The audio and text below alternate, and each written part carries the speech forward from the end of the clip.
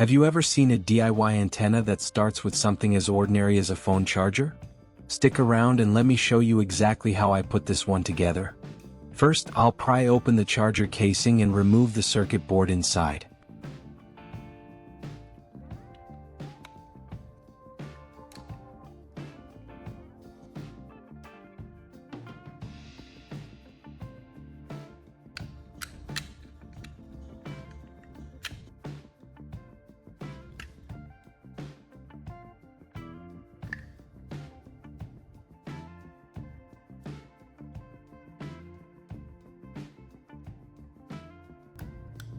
The charger circuit board plays a critical role in the next step, where it connects to the signal receiving component.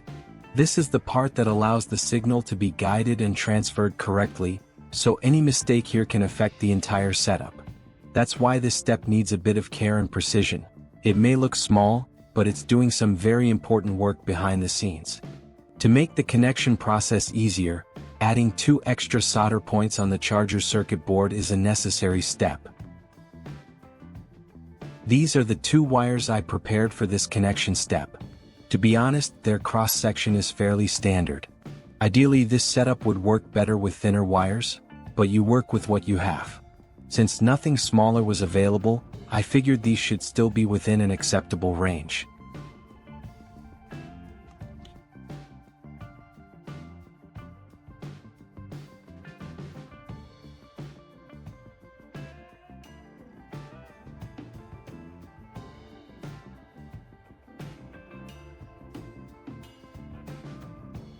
After connecting the 2 wires to the solder points on the charger circuit board, I'll drill a small hole in the charger casing.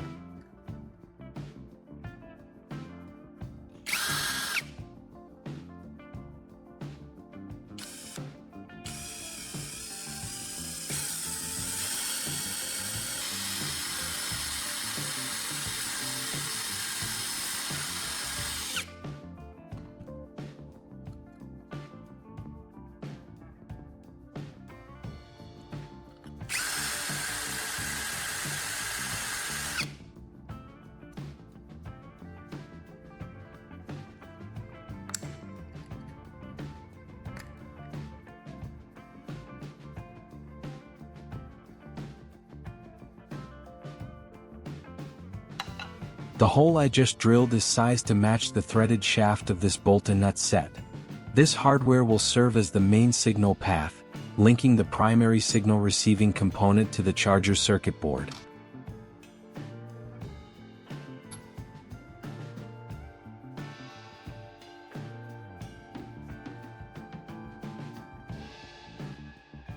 To link the charger circuit board to the bolt, I'll connect the remaining ends of the 2 wires directly to the threaded shaft of the bolt.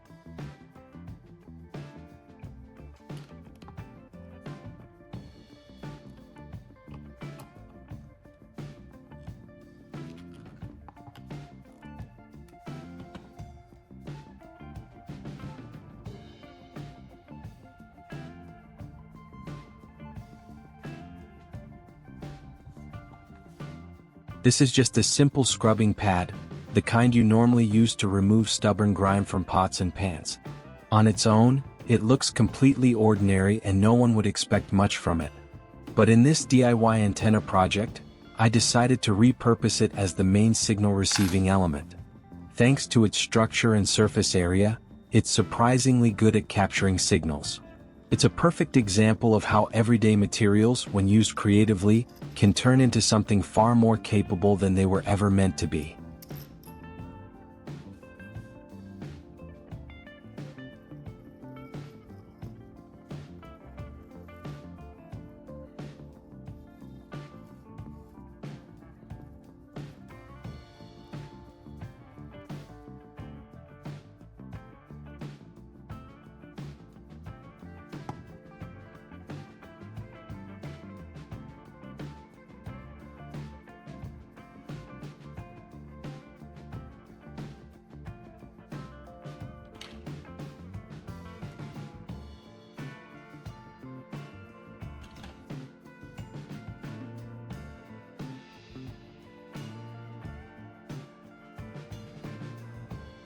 At this point, the build is roughly about 55% complete.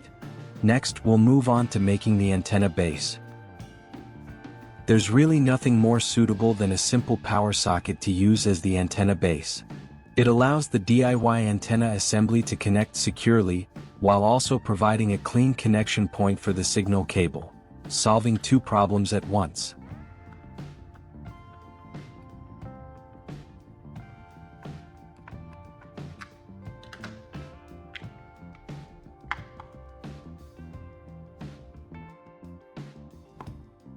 This is a coaxial cable.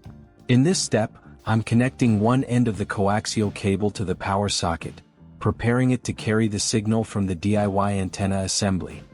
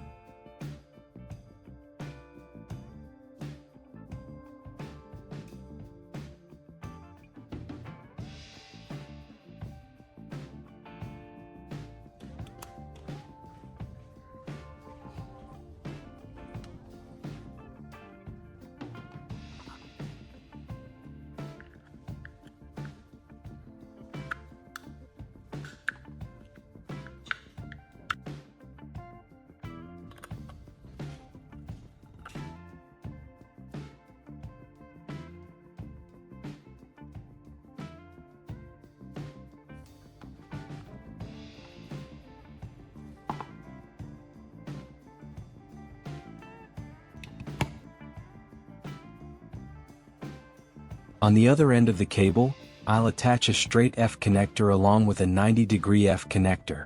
This makes it much easier to connect the antenna to the TV.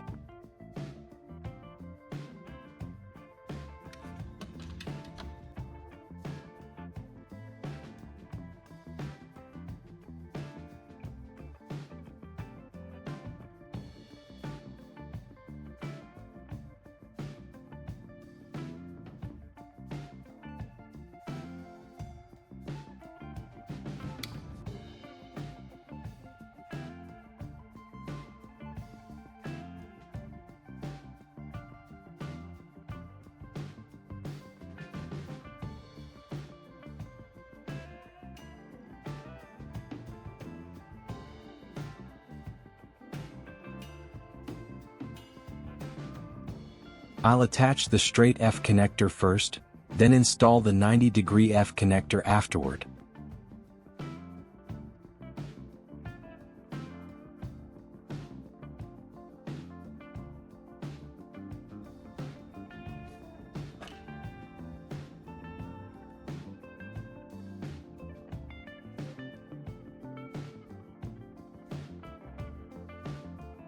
Alright, that wraps up the basic assembly of our DIY antenna.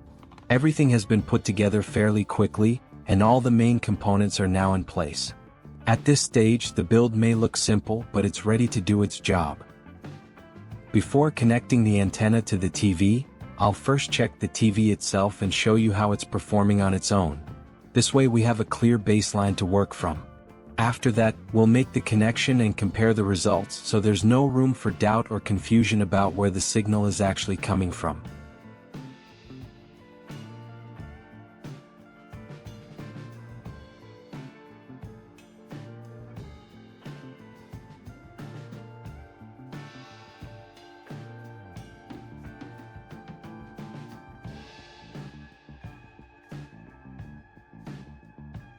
Just a few seconds after making the connection, the TV signal already comes through. That's honestly a great sign and a very encouraging result. Still, to be fair and accurate, we won't rush to any conclusions just yet. Let's give it a bit more time and see how stable the signal remains before making a proper evaluation.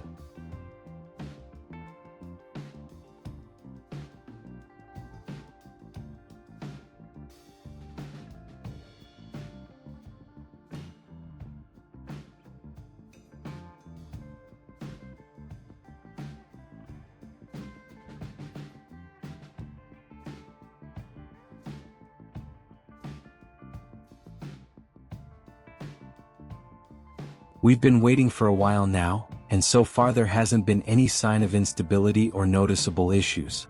Everything looks good up to this point.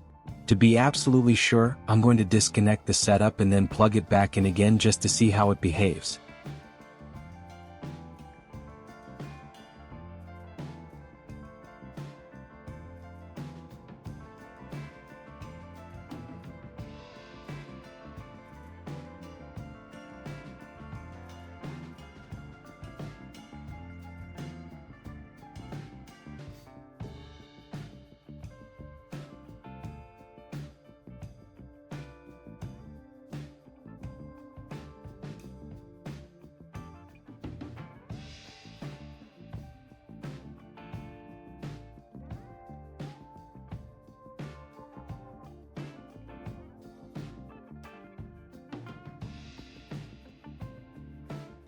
So after everything we've just tested and observed, I think it's fair to say this DIY antenna project has delivered results beyond what many people might expect.